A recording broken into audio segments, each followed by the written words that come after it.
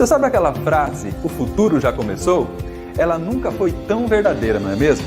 Isso porque a gente está vivendo em tempos de grandes transformações em todas as áreas da nossa vida. São novas formas de trabalhar e de empreender, novos jeitos de se relacionar e, é claro, novas maneiras de ensinar e aprender. Por isso, agora, mais do que nunca, é preciso se adaptar e evoluir.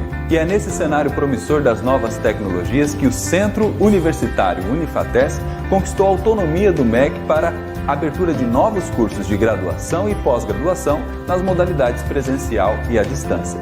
Agora, a instituição dá um novo passo rumo à sua expansão e ao seu objetivo de levar a educação superior de qualidade para todo o Brasil. A Unifates está ampliando constantemente a oferta de cursos, sua rede de polos parceiros e consultores educacionais espalhados por todo o Brasil.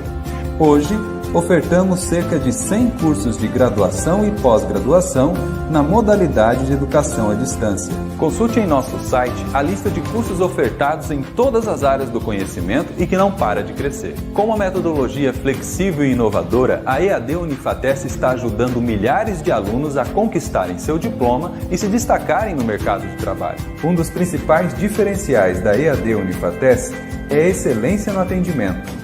Temos uma equipe multidisciplinar composta por profissionais de diversos departamentos que dão suporte e apoio aos nossos alunos e polos parceiros. O ambiente virtual dos nossos cursos EAD está organizado em trilhas de aprendizagem que facilitam o desenvolvimento acadêmico dos alunos de forma intuitiva e dinâmica. Nossa metodologia também é inovadora na oferta de disciplinas em formato timeline, onde os alunos percorrem um cronograma de aprendizagem que permite uma melhor organização de seus estudos e mais foco em seu desempenho. Nesse formato, as avaliações são totalmente online e o aluno realiza uma atividade de cada vez, não acumulando conteúdos e provas intermináveis que não contribuem para a aprendizagem.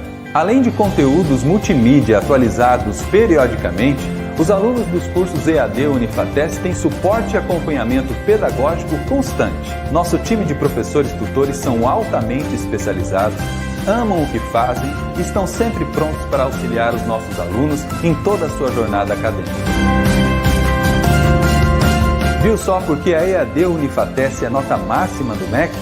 Para saber mais novidades, acesse nosso site e fique ligado em nossas redes sociais. Venha fazer parte do futuro da educação hoje. Olá, caros alunos, boa noite a todos. Eu sou a professora Natália Carvalho.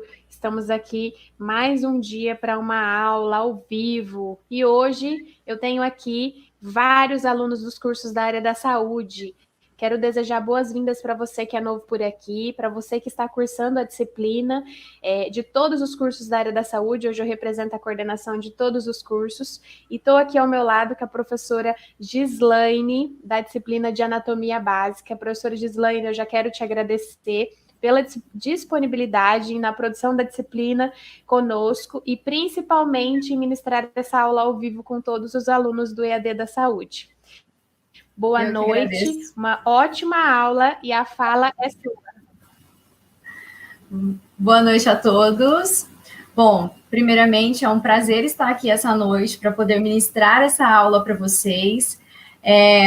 Hoje eu resolvi trazer esse tema relacionado a sistema cardiovascular, né? Bom, como a Natália já disse, eu sou a professora Gislaine, sou farmacêutica, mestre em ciências farmacêuticas, e agradeço a Natália pela oportunidade de poder ter elaborado esse material para vocês e junto compartilhar um pouco desse conhecimento. Bom, como eu disse, nós vamos estudar a respeito do sistema cardiovascular. Então, nós vamos aprofundar um pouquinho mais nesse sistema, que é um sistema tão importante e ele está presente na unidade 2 de vocês, lá da apostila de vocês. Então, para iniciarmos, eu quero contextualizar o que é sistema cardiovascular, né? Bom, o sistema cardiovascular, ele faz parte, juntamente com o sistema linfático, do sistema que nós chamamos de circulatório, tá? Então, se você ouvir falar do tema sistema circulatório, entenda que automaticamente está se referindo à união de dois sistemas, que é o cardiovascular e o sistema linfático. Esses dois sistemas, eles têm funções diferentes, mas eles fazem parte, né? Eles unidos fazem parte do que nós chamamos de sistema circulatório, porque eles promovem a circulação, tá? De substâncias diferentes através de uma rede muito grande de tubulações, tá? Existem diferenças entre o conteúdo que circula por dentro as tubulações de cada um desses sistemas. Então, para começar a entender, quando eu vou retirar agora um sistema dentro desse que nós chamamos de circulatório, e nós vamos focar o nosso estudo hoje no sistema cardiovascular. Ao falar de sistema cardiovascular, eu preciso que vocês entendam que nós temos aqui componentes e funções muito específicas. Então, aqui nós vamos estar falando de coração, sangue e essa rede de tubulações específicas que nós chamamos de vasos sanguíneos. Então, entendendo que nós abordaremos, então, esses componentes essenciais desse sistema, que são os vasos sanguíneos, o coração e o sangue, que é o meio fluido que percorre essa rede de tubos, nós precisamos entender quais são as funções básicas desse sistema. Bom, o sistema cardiovascular, ele possui 3 funções primordiais, tá? Que a primeira função está relacionada com o transporte. Prof, mas o transporte do quê?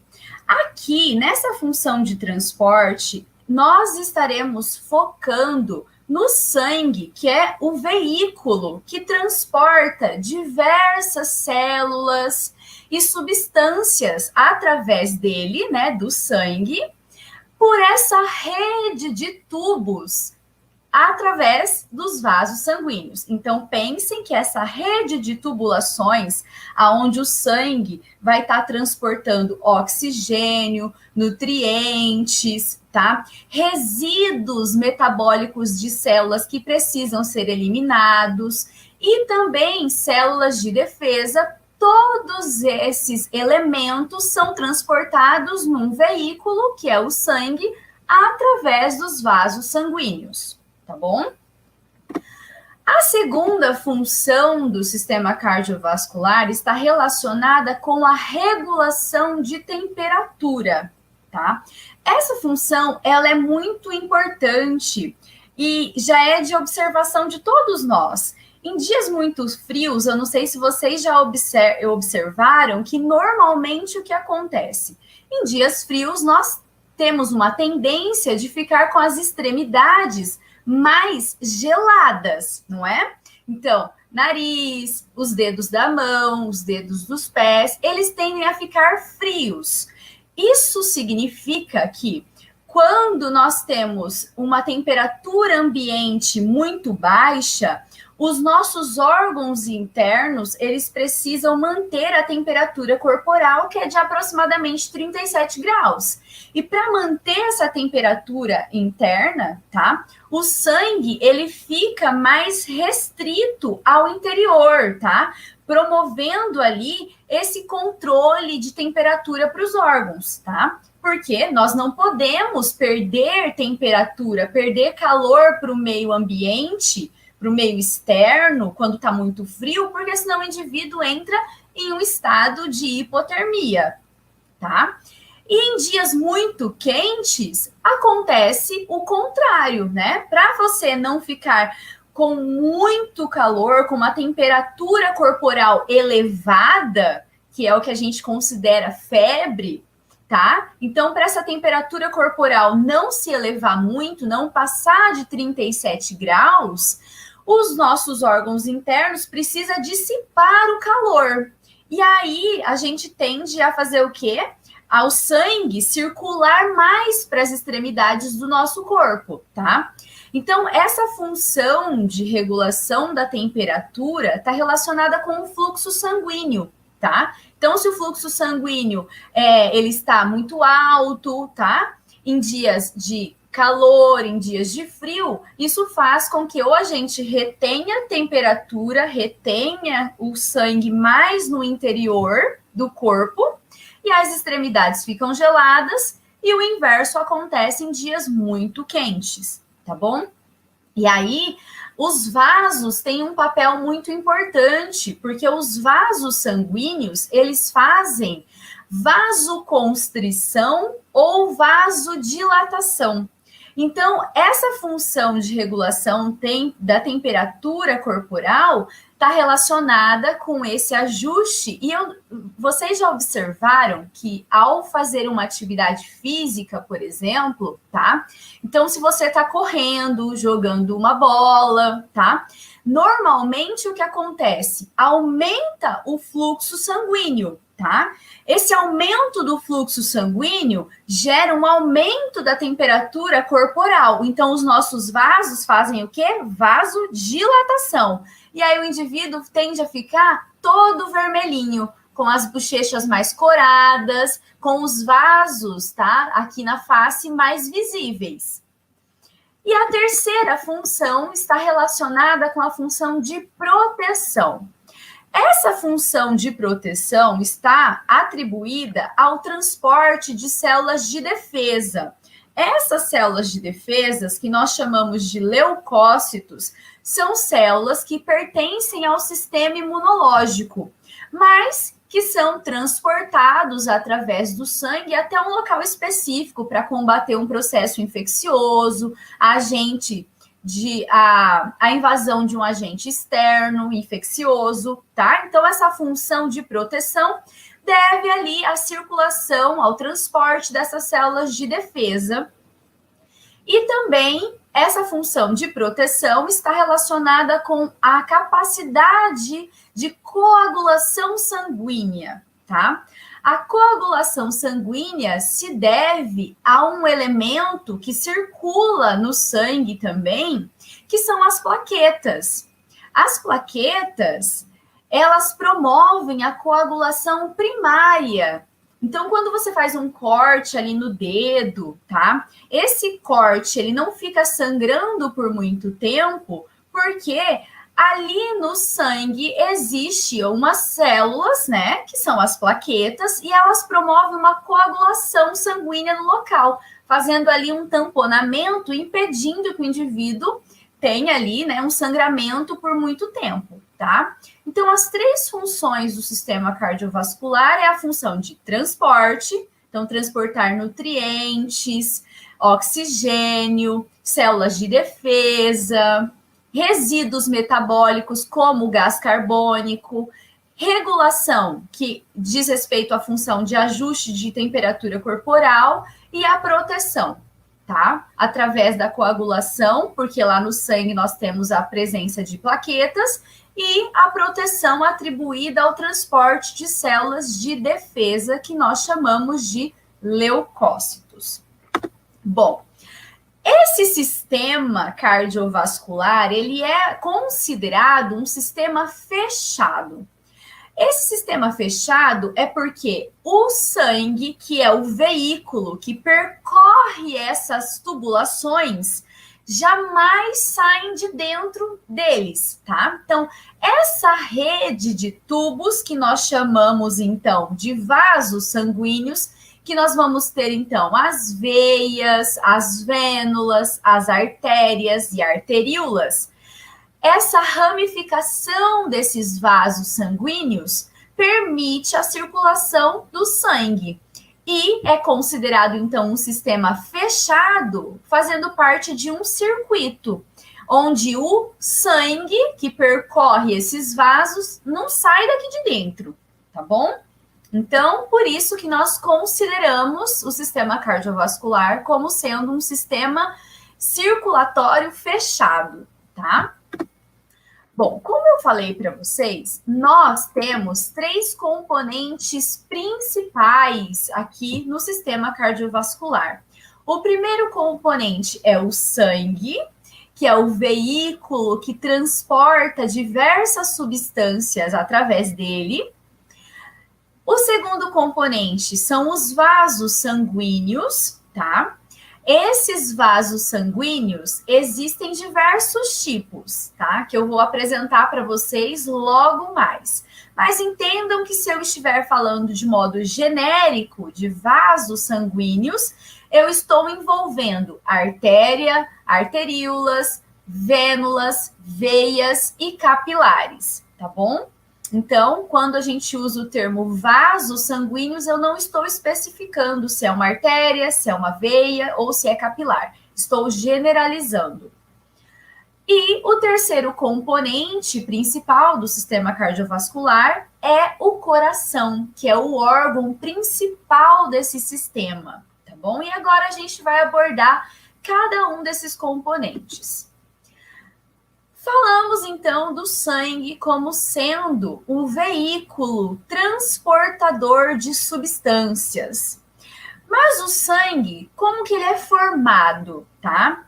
Primeiro que o sangue, ele é dividido em 2 partes, que é um meio líquido e uma parte que nós chamamos de elementos figurados. Então, nós temos, quando eu falo de sangue, uma parte que nós chamamos de elementos figurados, que envolve as células. Então, as plaquetas que eu falei para vocês, que é responsável por coagular o sangue, evitando o sangramento quando você se corta, a plaqueta são um grupo de células, digamos assim, que está ali presente nessa fase do sangue.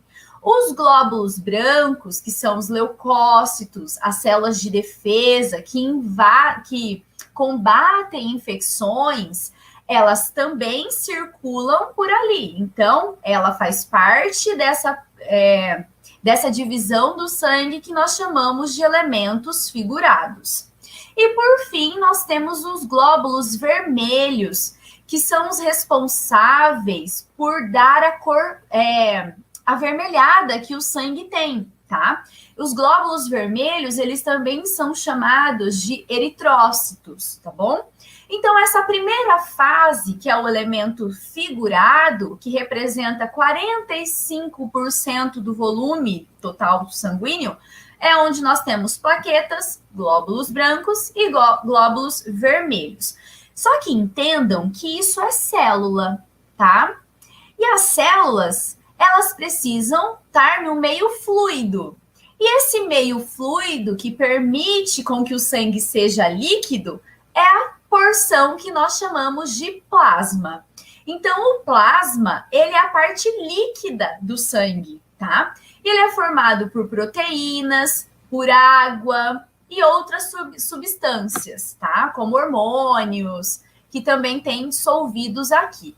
Então, ao falar de sangue, entendam que nós temos uma parte líquida, que é o plasma, e uma parte sólida, digamos assim, que é onde a gente tem as células que precisam ser transportadas através de um meio líquido, de um meio fluido, que é através do plasma que isso acontece. Ele que deixa o sangue líquido ali, digamos dessa forma, tá?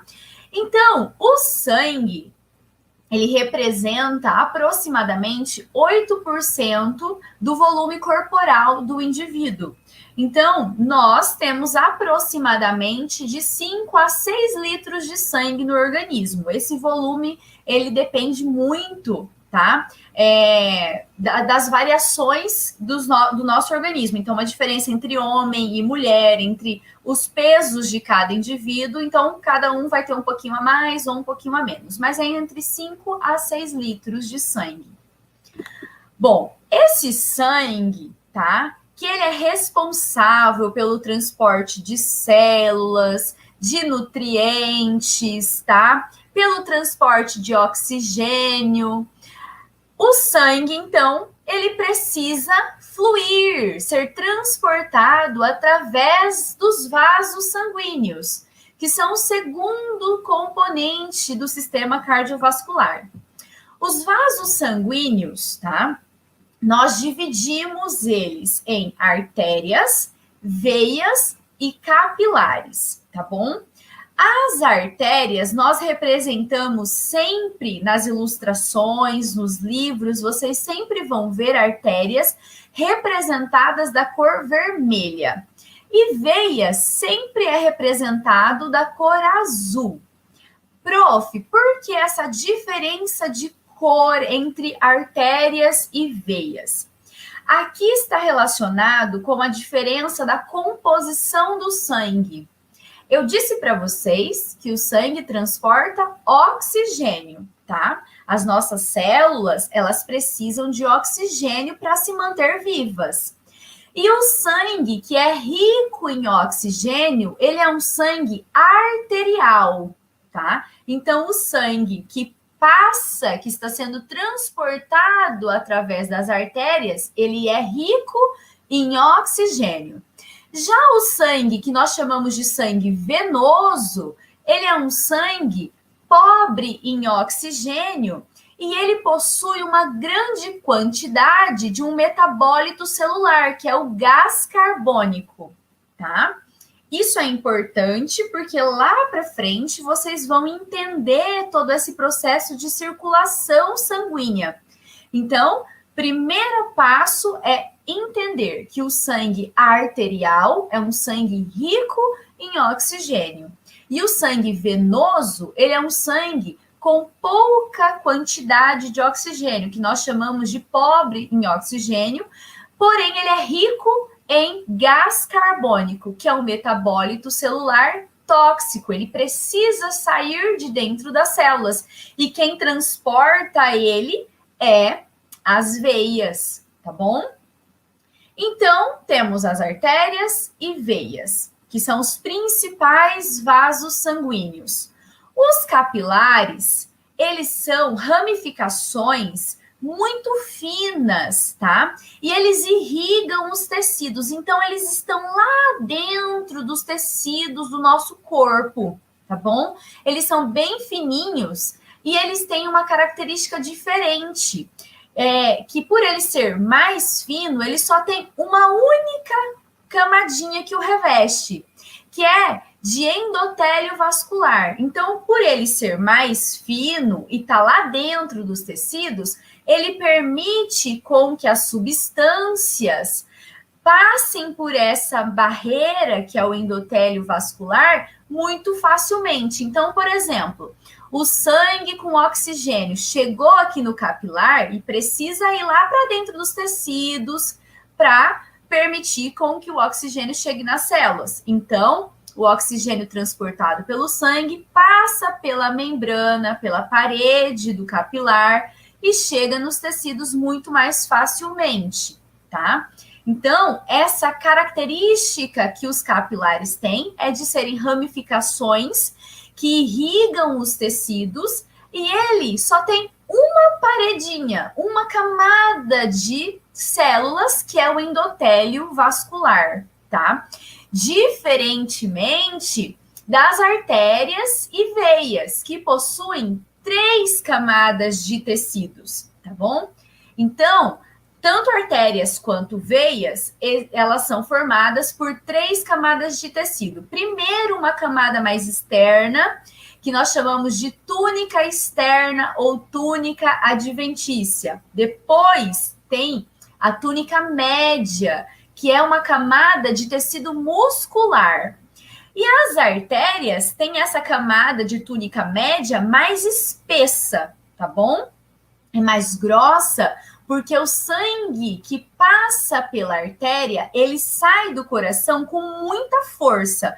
O coração contrai e empurra o sangue em direção às artérias do nosso corpo. E esse sangue, ele sai com muita pressão, exercendo pressão na parede das artérias.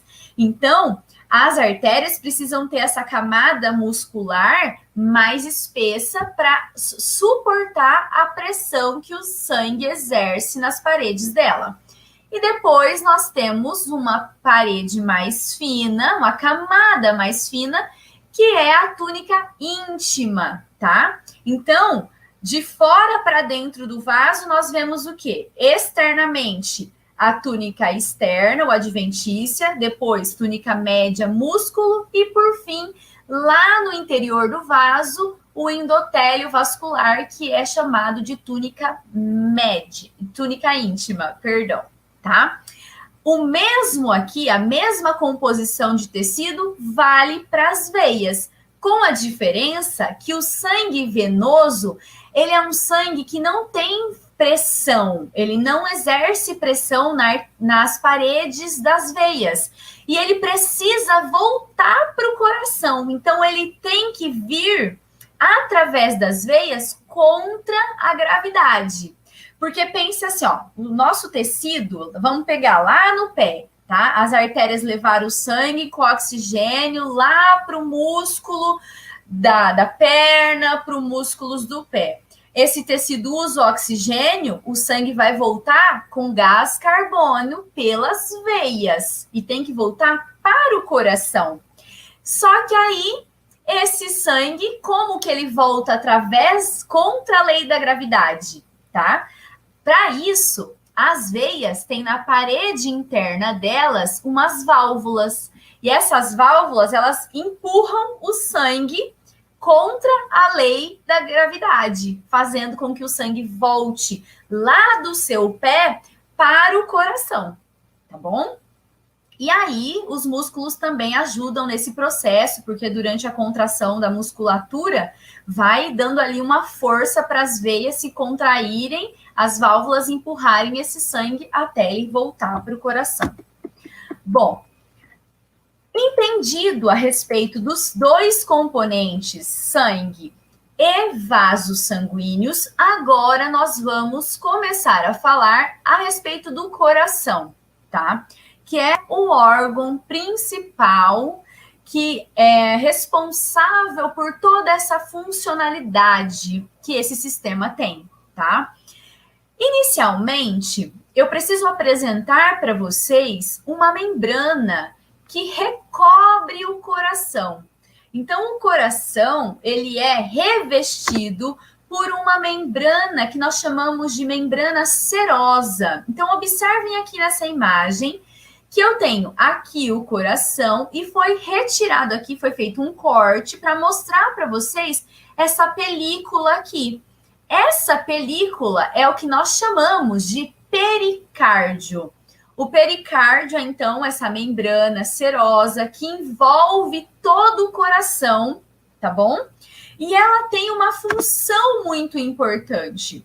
Essa membrana, o pericárdio, ao recobrir, né, ao envolver o coração, tem a função de reduzir o atrito. Porque quando o coração está batendo, né, no nosso peito, ele está em contato com os pulmões, com a caixa torácica, e esse atrito dos movimentos cardíacos, eles são reduzidos graças à existência desse pericárdio. Nessa imagem aqui, eu mostro para vocês que esse pericárdio, ele funciona como se fosse uma bexiga, tá? Então, ele envolve o coração e ele é formado por duas membranas. Então, a gente tem uma parte, uma membrana que está em contato com o coração, que nós chamamos de pericárdio visceral. Então, o pericárdio visceral é a membrana pericárdica voltada para o coração. Está em contato direto com o coração, é a de dentro. E aí, nós temos uma segunda, que é o pericárdio parietal. O pericárdio parietal, ele está externamente. Então, ele está em contato com as outras estruturas que a gente tem localizado aqui dentro do tórax, tá? Então, o parietal vai estar em contato com os pulmões, com a caixa torácica. Só que aí, o pericárdio parietal e visceral, eles precisam ser unidos, tá? E entre eles existe um espaço que nós chamamos de cavidade do pericárdio. Nessa cavidade do pericárdio tem um líquido, que é o líquido pericárdico, que faz com que as duas membranas fiquem coladinhas. E aí, quando o coração ele bate, evita o atrito, tá bom? Então, a finalidade do pericárdio é a redução do atrito durante os movimentos cardíacos. Agora, a gente vai começar a falar do coração, observando o coração externamente e depois a gente vai falar a respeito dele internamente. Então, o que vocês entendem por coração? O coração, ele é uma bomba contrátil propulsora. Por que bomba contrátil propulsora? O coração, ele é formado por musculatura, tá? Que é o miocárdio. O miocárdio é o músculo cardíaco. E músculo tem a função de fazer contração e relaxamento, tá? E aí, ao contrair e relaxar durante esses movimentos cardíacos, ele está, consequentemente, propulsionando, empurrando o sangue através dos compartimentos que o coração tem, ou também empurrando o sangue para fora do coração em direção aos vasos sanguíneos. Então, por isso que nós chamamos de bomba contrátil propulsora, tá? O coração, ele tem o formato de um punho fechado, tá? E ele parece um cone, tá? Porque ele tem uma parte mais larga e ele dá uma leve afunilada, tá bom? Então, aqui em cima nós chamamos de base e aqui embaixo, que é onde ele fica mais pontudinho, de ápice do coração.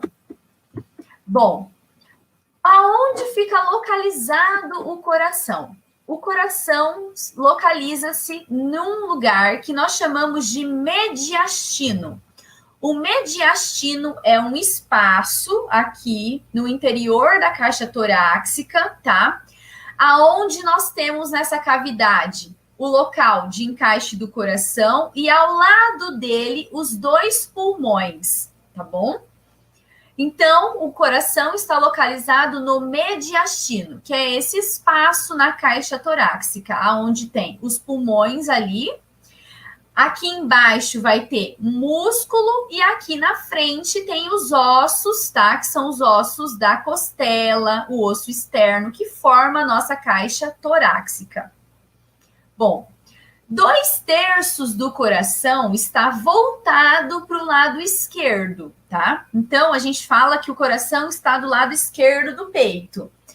É porque a maior parte dele está situada no lado esquerdo do nosso corpo. E aí, nós temos, então, nomeamos o que chamamos de faces. O que são as faces, tá?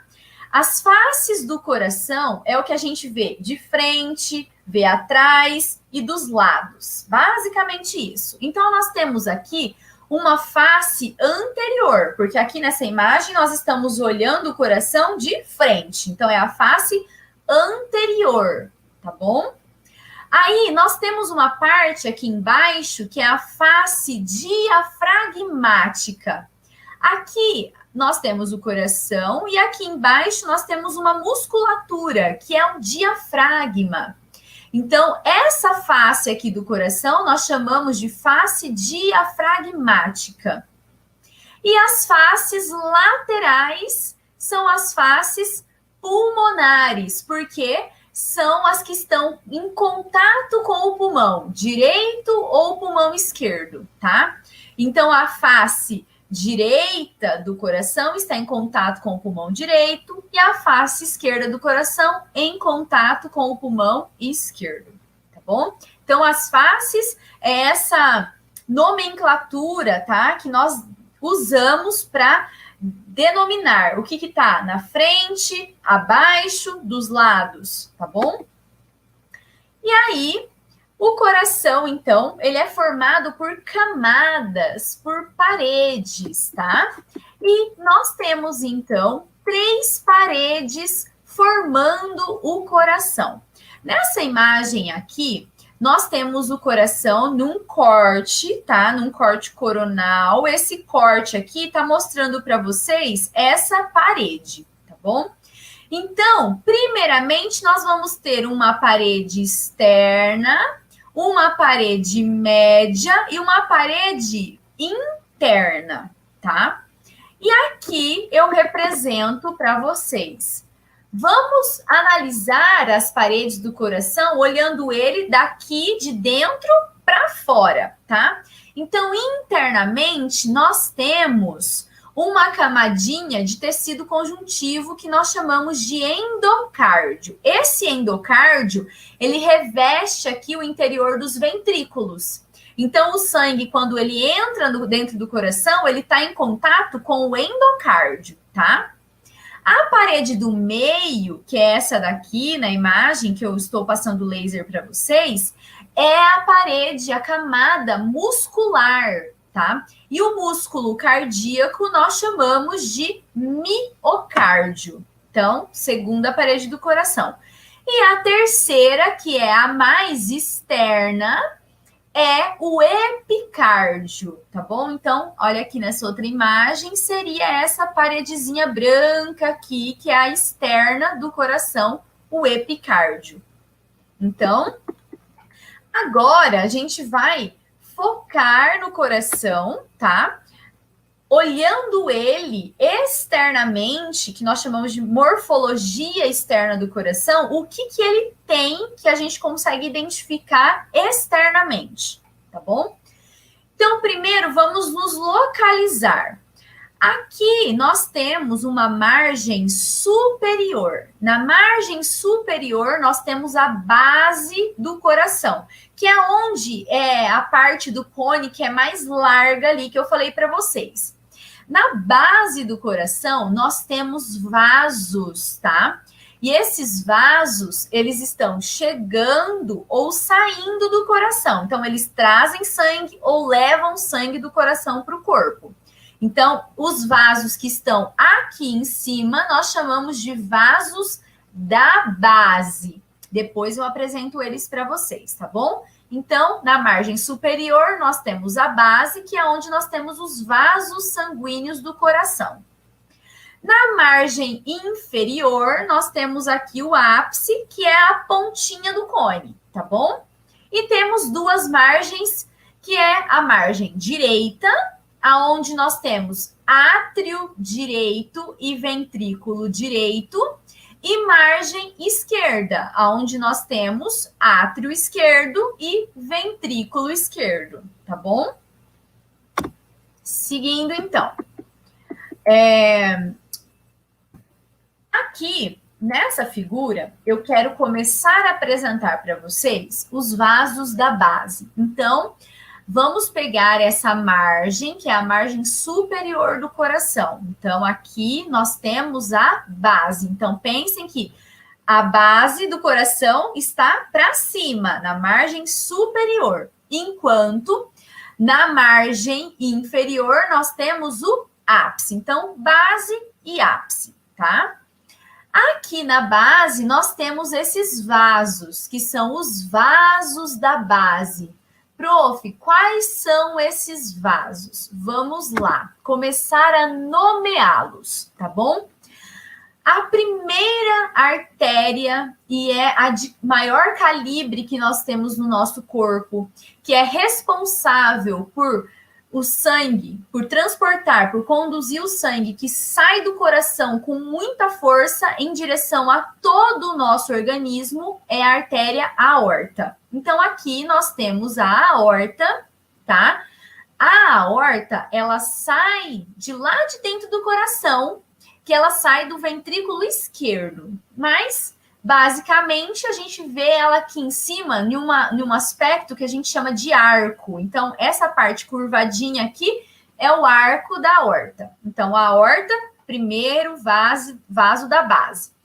Tá vendo que a aorta tem 3 ramificações? Ela se ramifica em diversas outras artérias para o nosso corpo, tá? Mas as 3 principais é braquiocefálico, carótida e subclávia. Essas daqui vão levar sangue para a cabeça, pescoço e membros superiores direito e esquerdo. Então, braço direito, braço esquerdo, tá? Depois, nós temos uma aqui em azulzinha. Se tá em azul, é veia, tá? Então, a veia cava, ela traz sangue do corpo todo para chegar no coração. A veia cava, ela chega no átrio direito, tá? A próxima é a troncopulmonar. A troncopulmonar, ela faz uma bifurcação, ela tem um formato de T, tá? Então, ela vai se ramificar em artérias e elas vão para o pulmão, tá? Ela sai do coração, se divide e vai uma para o pulmão direito e uma para o pulmão esquerdo. Mas, prof, por que essa artéria tem que ir levando sangue do coração para o pulmão? Porque o coração precisa, né? O sangue precisa receber oxigênio lá nos pulmões. Então, lá nos pulmões acontece a troca gasosa, tá? E essa troca gasosa, ao acontecer ali, o sangue precisa ser conduzido pelos vasos até lá. Então, chegando no pulmão, nós temos as artérias pulmonares, direita e esquerda. Quando o sangue recebe oxigênio, ele volta para o coração de novo. Então, ele sai do pulmão rico em oxigênio, volta para o coração através das veias pulmonares, tá bom? E depois, aqui embaixo, eu tenho a veia cava inferior. Então, nós temos veia cava superior e inferior. A aorta e a troncopulmonar como sendo os principais vasos da base, tá bom? Isso aqui é para apresentar para vocês, porque lá na circulação do sangue, vocês precisam entender qual é o trajeto que o sangue está fazendo e por qual vaso ele está passando, tá? Aí, como é o coração internamente, tá? Internamente, nós temos, então, o coração possuindo 4 cavidades, tá? Na margem superior, nós temos os átrios. Na margem inferior, nós temos os ventrículos. Então, quais são as 4 cavidades do coração? Átrio direito, ventrículo direito. Átrio esquerdo, ventrículo esquerdo, tá? E aí, para dividir essas cavidades, existem barreiras, tá? Então, existe uma parede aqui, uma barreira que separa átrio direito de átrio esquerdo. Essa barreira nós chamamos de septo interatrial, tá? Então, é um septo que está entre os átrios. Para separar os 2 ventrículos, o direito do esquerdo, existe outra barreira, que é o septo interventricular, tá? E aí, existe uma outra barreira que vai separar átrio de ventrículo. E elas estão, olha, bem aqui, tá? Que são os septos atrioventriculares, ou seja, septo que está entre átrio e ventrículo, tá? E esse septo atrioventricular, ele é muito importante e nós chamamos eles de válvulas cardíacas, tá? Funciona como se fosse uma portinha que abre e fecha, permitindo a passagem do sangue do átrio para o ventrículo, tá bom? Então, essa é a finalidade das válvulas cardíacas. Então, aqui nessa imagem, eu mostro para vocês as válvulas, tá? Ou também chamados de septo atrioventriculares. Então, aqui nós temos o septo atrioventricular direito, tá? Também chamada de válvula tricúspide. E aqui do lado esquerdo, nós temos o septo atrioventricular, também chamada de válvula mitral ou bicúspide, tá bom? Esses são os nomes. Tá vendo que aqui em cima, nessa imagem, tem outra válvula, tá? Essa válvula, elas estão na base dos vasos. Então, A aorta e a troncopulmonar, ó, vamos aqui para essa imagem. Aqui nós temos a aorta que sai do ventrículo esquerdo. E ela precisa ter uma válvula aqui também, para impedir que o sangue, quando ele é empurrado, né? Quando o coração contrai e empurra o sangue em direção à aorta, essa válvula ela existe aqui para impedir o refluxo, o retorno do sangue, tá? Então, nós temos as válvulas também na aorta e na troncopulmonar, tá bom? E elas têm características diferentes. Então, a tricúspide está entre átrio direito e ventrículo direito, a válvula mitral entre átrio esquerdo e ventrículo esquerdo. Enquanto as outras duas válvulas, que nós chamamos de semilunares, estão ali na base da troncopulmonar e também na base da aorta. E a finalidade das válvulas são impedir o refluxo do sangue de um compartimento para o outro, tá bom? Agora, por que ela chama tricúspide ou bicúspide, né? A do lado direito, que é a válvula tricúspide, por que ela recebe esse nome? Olhem aqui, ela tem 3 lâminas, tá? Então, esse formatinho dela, ó, 1, 2, 3, faz com que nós chamamos ela de tricúspide. A do lado esquerdo é bicúspide, porque tem só 2 laminazinhas. Então, 1, 2, tá? Lembrem-se que a bicúspide também pode ser chamada de mitral, tá bom? Como que essas válvulas funcionam? Essa imagem aqui do canto, eu passei muito rápido aqui, só um pouquinho, deixa eu voltar. Essa imagem aqui vai representar para vocês a válvula tricúspide e a bicúspide, tá? E como que elas funcionam? É como se fosse o que eu disse para vocês, uma portinha que se abre e fecha para impedir, né? Para permitir a passagem do sangue e impedir que o sangue volte para o outro compartimento. Ela parece um paraquedas, né? E essas válvulas, elas são muito importantes porque elas têm umas cordinhas. Observem aqui, tá? Então, aqui a gente tem as válvulas, que é essa membraninha, e aqui a gente tem as cordas tendíneas, que é como se puxasse, tá? Para abrir o paraquedas. Então, essas cordas tendíneas, elas ficam fixadas em músculos lá no interior do ventrículo, que são os músculos papilares. Aí o músculo papilar contrai, puxa as cordas tendíneas e faz com que a válvula se fecha. Aí o sangue que passou foi para o ventrículo, não consegue mais voltar para o átrio, tá? Então essa é a finalidade das válvulas. Funcionar ali impedindo o refluxo do sangue através dos compartimentos.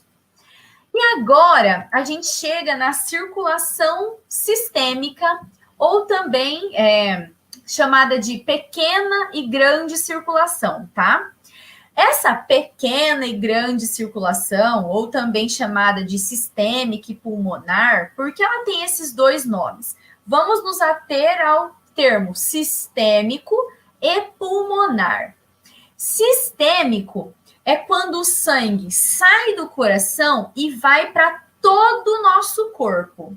Já a circulação pulmonar, nós estamos restrito ao sangue que está percorrendo as cavidades do coração, então está passando através de átrio, ventrículo, indo para o pulmão e voltando para o coração, tá bom?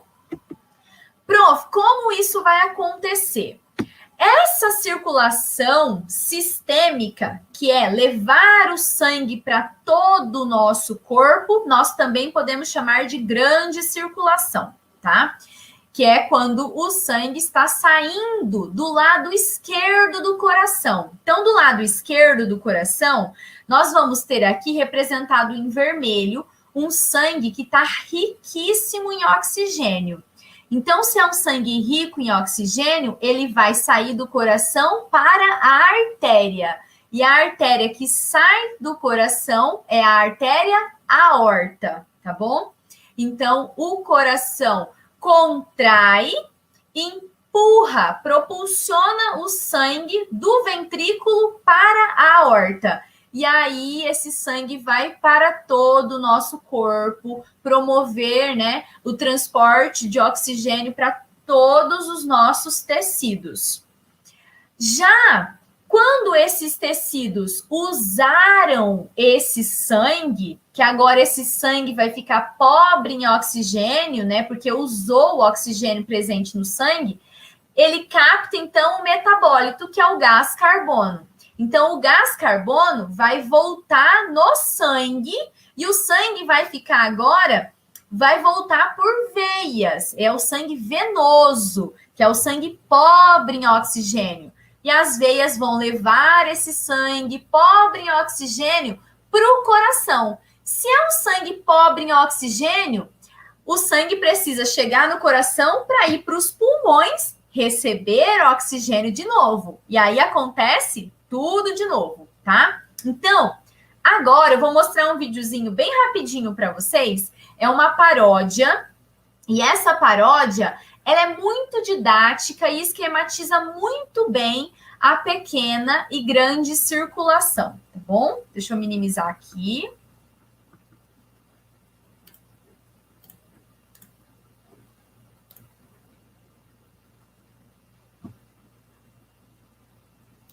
Pequena circulação é muito fácil, tem problema, não. A grande é mais fácil, então.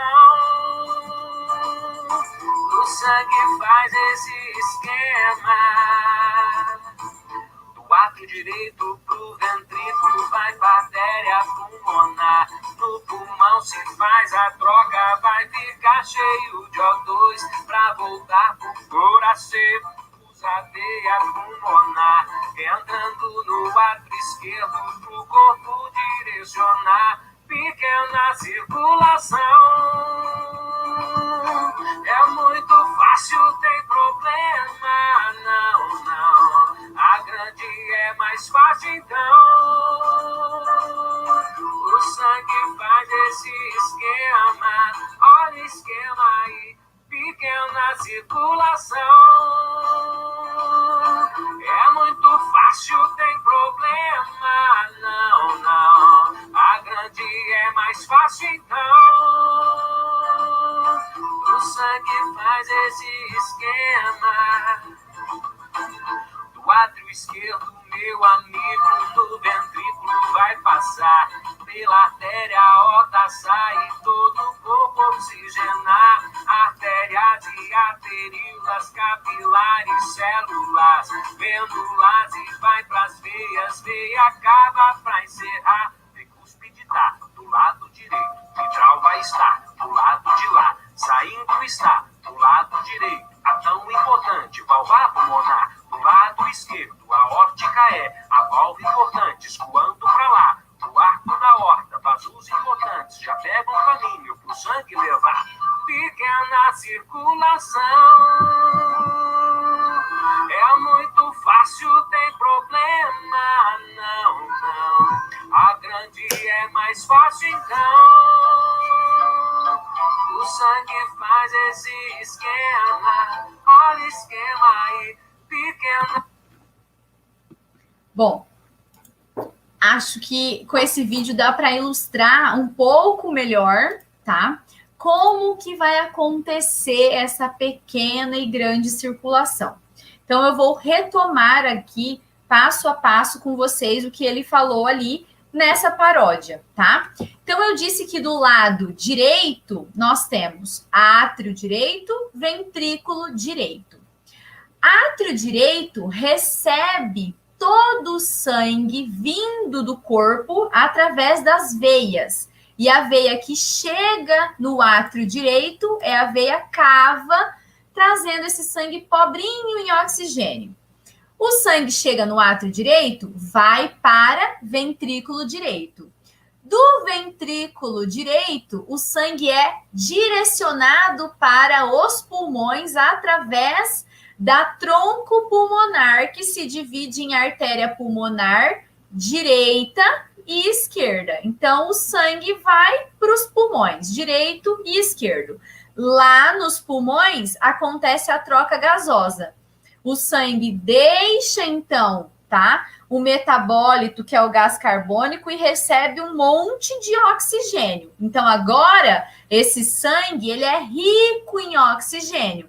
Ele sai dos pulmões pelas veias pulmonares e volta para o coração. Chega no átrio esquerdo, do átrio esquerdo vai para o ventrículo esquerdo. O ventrículo esquerdo, ele contrai com muita força e empurra, propulsiona o sangue do ventrículo esquerdo para a artéria aorta, que vai levar o sangue, então, para todo o corpo, todas as células do nosso corpo, tá bom? Então, essa pequena e grande circulação, ela é baseada nesse fluxo, no circuito que o sangue faz. E aí vocês têm que saber que, então, o sangue, ele é pobre em oxigênio, o sangue venoso. E aí ele vai para os pulmões, recebe oxigênio e volta para o coração como um sangue arterial, então, levando oxigênio para todos os nossos tecidos, garantindo a manutenção das nossas células. Bom, o que eu tenho para enfatizar para vocês e explicar, né, com um pouco mais de detalhes nessa aula de sistema cardiovascular é isso. Agora a gente abre uns minutos para perguntas. Natália?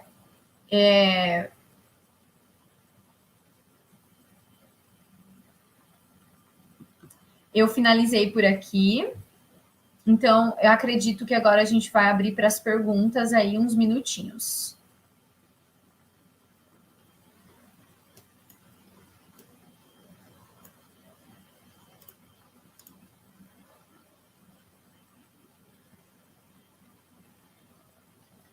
Só um minutinho que eu não visualizo as perguntas de vocês.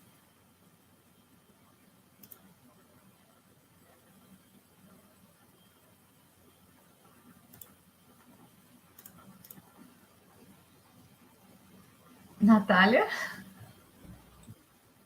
Oi. Oi. Tudo certo? Tudo certo. Adorei a paródia aqui. Perguntas agora? Sim, vamos lá. Tem um aluno aqui que me enviou até no particular. Estou aguardando aqui. A Mara Duarte colocou aqui. Como é feita... Não, a Laiane Silva. Como é feita a cirurgia quando alguma válvula não está mais fechando corretamente? Então, essa cirurgia é a de substituição de válvula cardíaca, né? Existe esse procedimento e ele é muito comum de acontecer, principalmente quando existem algumas condições patológicas que lesionam essas válvulas. E aí, essa lesão na válvula, seja a válvula mitral, que é ali a do lado esquerdo, ou a válvula tricúspide do lado direito, essa válvula ela não se fecha mais totalmente. Então, ela fica semi-aberta e começa a promover um refluxo do sangue do ventrículo para o átrio. E aí, esse indivíduo ele começa a ter um problema de insuficiência cardíaca, né? Porque o fluxo sanguíneo ele vai começar a ficar alterado por causa dessa condição.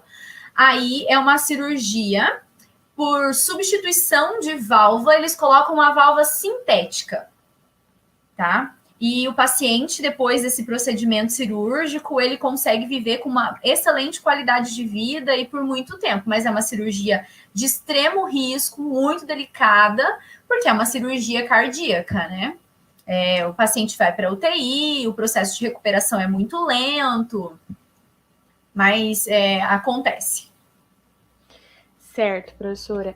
A Edilene Vieira perguntou: o que leva uma pessoa a ter arritmia cardíaca? A arritmia cardíaca ela pode ser ocasionada por várias condições, tá? Nessa arritmia cardíaca é uma desfrequência, digamos assim, dos batimentos cardíacos, tá?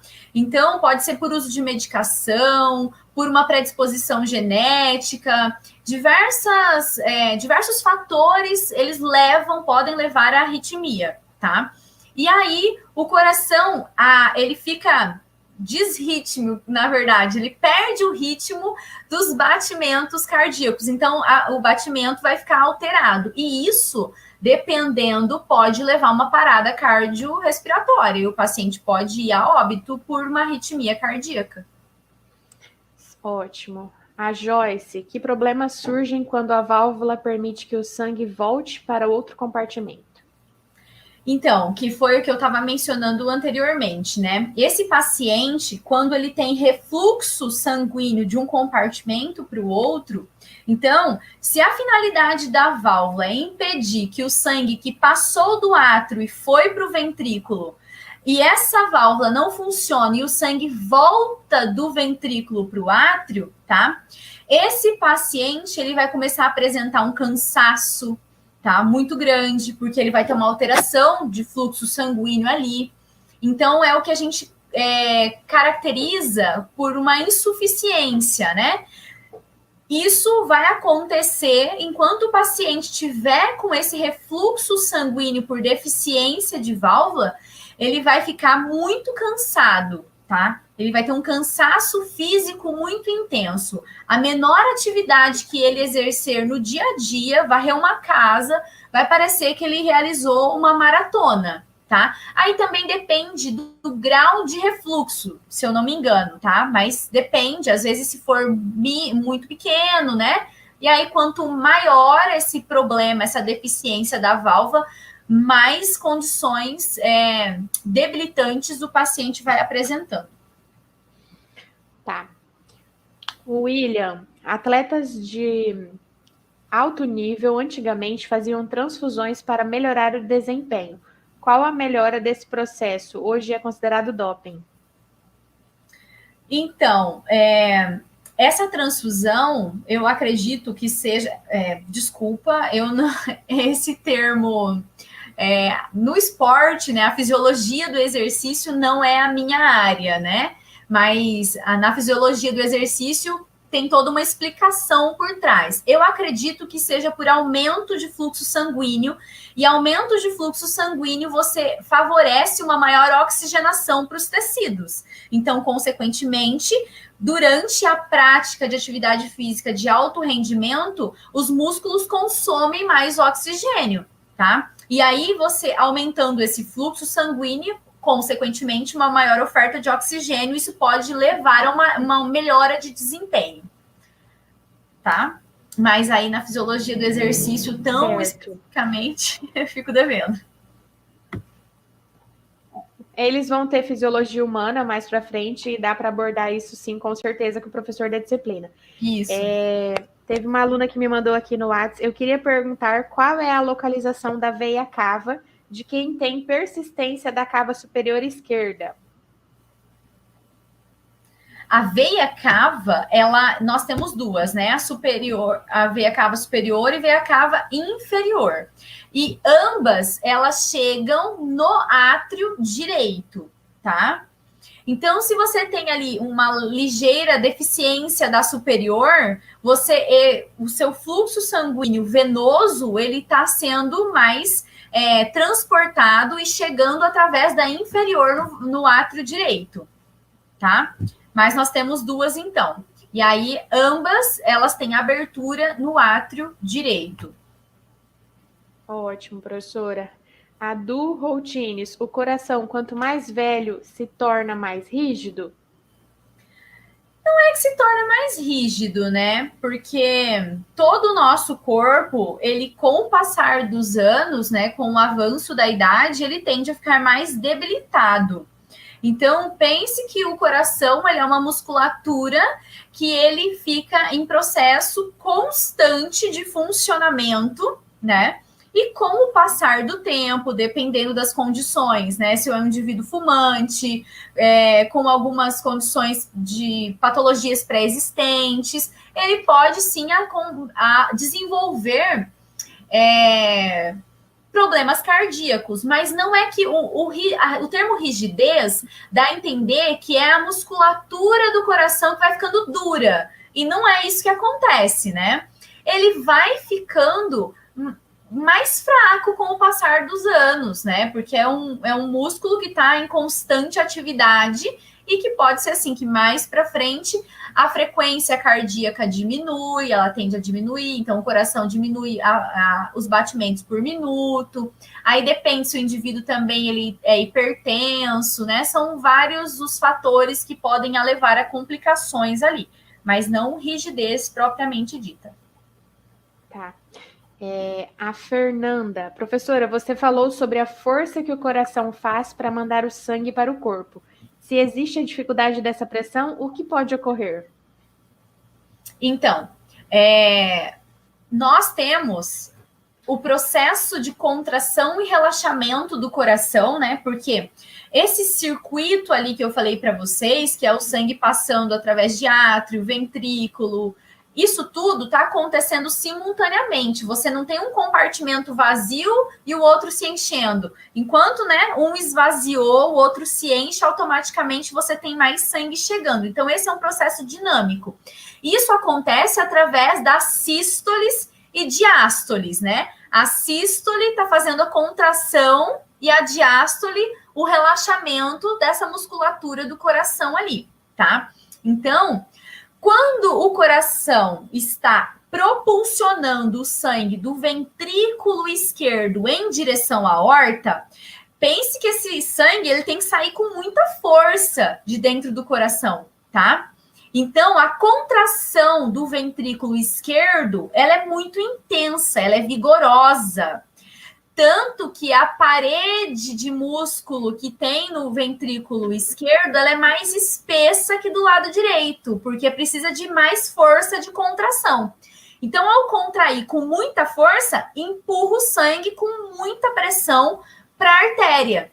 Por isso que nós conseguimos determinar a pressão arterial. Então, quando você vai aferir a pressão, sabe, tá 13/8, 13/9, isso diz respeito à força de pressão que o sangue está fazendo na parede das artérias, tá? E aí, se o indivíduo tem algumas... Na patologia, que é, né? Primeiro a gente começa a estudar na área da saúde a anatomia, que é o conhecimento das estruturas anatômicas. Depois vocês vão para uma outra disciplina, que é a fisiologia, entender como que acontece essa contração, o relaxamento, que está determinando todo esse processo. E, posteriormente, vocês têm a patologia, que é o estudo das condições patológicas, das doenças que cada um desses órgãos apresentam. Então, a insuficiência cardíaca, que vai ser, né, uma condição patológica, onde o coração ele deixa de ser tão forte, ele perde um pouco essa capacidade vigorosa de contração. Então, aí vocês vão estudar essas outras patologias cardíacas em uma outra disciplina, tá bom? Isso mesmo, pessoal. Bastante perguntas de doenças, né? Então, a doença está associada com a disciplina de patologia. Claro que vocês vão precisar do conceito base de anatomia. Eu vou colocar aqui de um aluno que me pediu no WhatsApp também. O Igor, onde se localiza a artéria coronária, professora Gislaine? É essa artéria que sofre obstrução, dificultando a passagem do sangue? Exatamente. A coronária eu não apresentei aqui para vocês, mas eu posso abrir um anexo aqui rapidinho no material? Sim, claro. Eu abro aqui bem rapidinho e já mostro. A coronária ela é responsável pela irrigação do músculo cardíaco. Quando a gente fala de coração, né, que o coração recebe sangue, automaticamente a gente acha que só por ter sangue dentro dos compartimentos que ele já recebe sangue oxigenado. E não é bem assim que funciona, tá? O nosso coração, ele precisa ter uma vascularização própria. Deixa eu projetar aqui só um minutinho.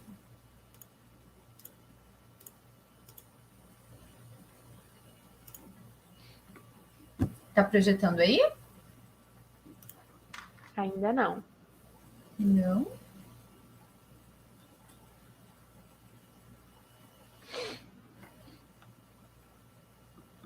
Deixa eu ver aqui se foi.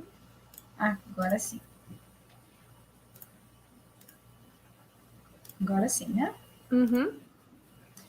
Então, a artéria coronária, ela vai ser responsável por fornecer sangue rico em oxigênio, esse sangue arterial, para o próprio miocárdio, para o músculo cardíaco.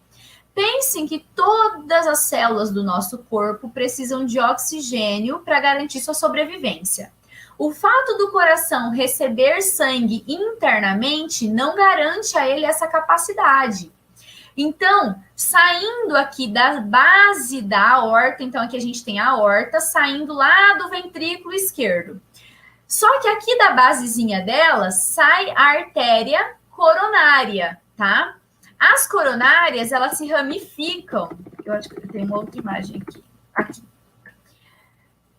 A coronária, ela se ramifica, tá? Então, aqui, ó, nós temos a base da aorta externamente, tá? Então, elas vão se ramificar externamente e vai promover o aporte sanguíneo rico em oxigênio para o músculo cardíaco, que é o miocárdio, tá? Então, ela vai se dividir em lado direito, levando o sangue aqui para o miocárdio do lado direito e do lado esquerdo, tá? Fazendo essa rede de vasos que nós chamamos de vascularização própria do coração. A coronária é muito importante, porque em algumas situações pode acontecer dessas coronárias, por acúmulo de placas de gorduras, formar ali um trombo em algum lugar, tá? E impedir que o sangue chegue num determinado local. Então, quando você tem um trombo impedindo o sangue de fluir por um vaso sanguíneo, entendam que vai levar uma deficiência de sangue oxigenado para o tecido. E o tecido faz o quê? Morre. Aí a gente tem a complicação chamada de infarto, tá? Que é ocasionada por obstrução da artéria coronária, tá? Então, a coronária é esse vaso aqui, né? Essa artéria que sai aqui da base da aorta, promovendo sangue, levando sangue para o músculo cardíaco, para o miocárdio. Fui clara? Sim, professora. Tem várias perguntas ali no chat sobre sistema emocional, alteração por crise de ansiedade. A circulação, sim, é afetada de acordo com o sistema imunológico e principalmente com o sistema emocional e psicológico do paciente. Pressão arterial. Pressão arterial, ela oscila muito em indivíduos com estados emocionais alterados, né? O sistema nervoso, ele controla todo o nosso corpo, né? Então, o indivíduo com ansiedade, ele tende a ter crises hipertensivas. Muitas vezes o psiquiatra, ao iniciar um tratamento, ele também, né? O médico recomenda acompanhamento com um cardiologista por um tempo, porque ele vai ter crises hipertensivas, aumento de pressão arterial, né? Mas isso é ocasionado por uma condição emocional. Depois que restabelece essa condição, a pressão tende a voltar à normalidade, tá? Então, é comum disso acontecer. Pensem que o nosso cérebro comanda o corpo todo. Sim, e com certeza uma alimentação balanceada, estado de emoção equilibrado e atividade física contribui para uma circulação muito de eficiência, né, professora? Exatamente. E eu vou colocar a última aqui. Tem muitas perguntas de patologia, tá, pessoal?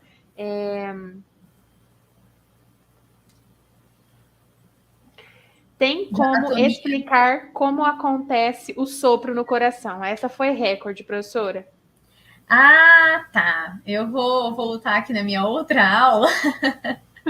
E aí eu falo um pouquinho mais sobre isso também. É uma condição patológica muito comum na infância, né? Deixa eu só vir aqui para aqui. Tá projetando aí, Natália? Ainda não, mas já vai projetar. Projetou. Opa. Bom, primeiro eu quero falar para vocês de uma presença de uma estrutura que a gente tem ali no átrio direito, tá? Para eu contextualizar um pouquinho sobre o sopro, tá? No átrio direito, nós temos, no indivíduo adulto, um sinal que é chamado de fossa oval. O que é essa fossa oval? A fossa oval é só uma depressãozinha que a gente tem aqui, ó, no septo interatrial, tá? Então, olha aqui nessa outra imagem. Aqui nós temos o septo interatrial, que está dividindo, né, separando átrio direito de átrio esquerdo, tá? Esse septo interatrial, nos bebês, na fase embrionária, o que acontece? Existe uma abertura nesse septo, e aí nós chamamos de forame, tá? Oval, que é uma abertura. Então, isso promove a comunicação do sangue lá na vida embrionária, lá na vida intrauterina, entre os dois átrios. Por quê? O bebê vai receber sangue oxigenado vindo da mãe. O coração dele não vai fazer esse processo de circulação, de pequena e grande circulação lá na vida uterina, tá? Então, o sangue do bebê chega aqui no átrio direito, passa para o esquerdo e vai para a mãe, volta e assim por diante. Então, existe uma comunicação entre lado direito e esquerdo na vida embrionária. Essa abertura, que é o forame oval, ela precisa fechar até 48 horas após o nascimento, tá? E aí, ela se fecha e fica só o sinalzinho ali que a gente chama de fossa oval, do que um dia foi a abertura. O que pode acontecer é que alguns indivíduos, eles permanecem ali com essa leve aberturinha, tá? Então, por isso que é muito comum, às vezes, na pediatria, as crianças, às vezes, serem submetidas por procedimentos cardíacos por essa condição, que foi herdada da vida embrionária e que permanece para a vida adulta também, tá? Então, essa questão do forame oval, eu acho muito interessante contextualizar, explicar para vocês a existência dele. Mais alguma dúvida? Tá, tem muitas, mas agora é a última de verdade, que eles estão me bombardeando aqui no WhatsApp, Gislaine. Em um infarto do miocárdio, ocorre o rompimento? Chega a romper o pericárdio também?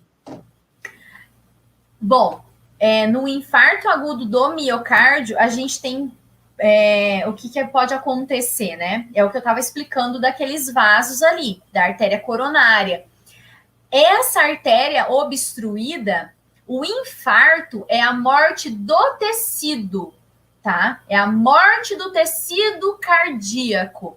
E ele tende a ficar com a coloração alterada. Por quê? Quando você tem hipóxia, que é a falta de oxigênio no tecido, esse tecido fica roxo, tá? Ele necrosa. Não chega oxigênio, as células morrem. Então, no infarto, é isso que está acontecendo.